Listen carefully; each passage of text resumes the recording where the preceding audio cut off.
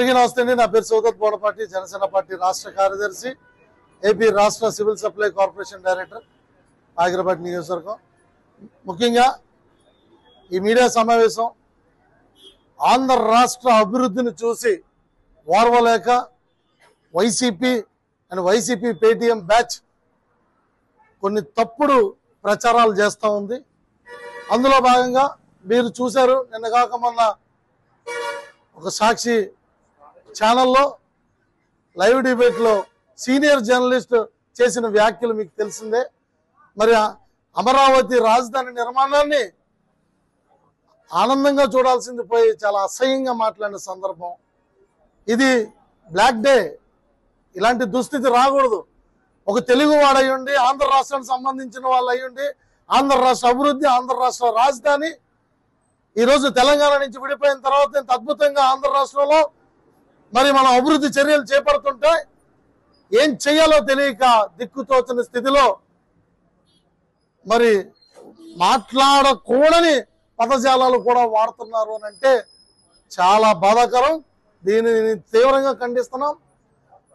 Journalist గా ఉండి కూడా అతను అలా మాట్లాడాడు. మరి ఈ ఛానల్ ఏ విధంగా పనిచేస్తుంది?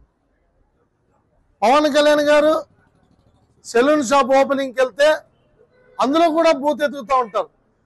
వారికి వైసీపీ వారికి అనుసంధానిత వెబ్సైట్లు ఉన్నాయి, గ్రేట్ ఆంధ్ర. అతను ఏం రాస్తారో అతనికి తెలియదు. పవన్ కళ్యాణ్ గారు షార్ట్ వేసుకుని వెళ్ళారు.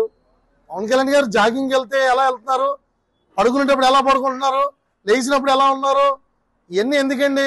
ఆంధ్ర రాష్ట్ర అభివృద్ధి కోసం ఏ విధంగా పనిచేస్తా ఉన్నారు? స్వతంత్రం వచ్చిన నాటి నుండి ఈనాటి వరకు కూడా రోడ్లు లేని ప్రాంతాలకు కూడా రోడ్లు తీసుకొచ్చిన ఘనత పవన్ కళ్యాణ్ గారిది. పంచాయతీ శాఖని అభివృద్ధి పదంలో నడిపించిన ఘనత పవన్ కళ్యాణ్ గారిది. వైఎస్ జగన్మోహన్ రెడ్డి హయాంలో పంచాయతీ శాఖలో నిధులన్నీ కూడా ఖాళీ చేశారు, దోచేశారు. కానీ ఈరోజు పవన్ కళ్యాణ్ గారి హయాంలో పంచాయతీ శాఖ మొత్తం కూడా నిధులతో ఉంది, గ్రామాల అభివృద్ధి బాట పడుతున్నాయి.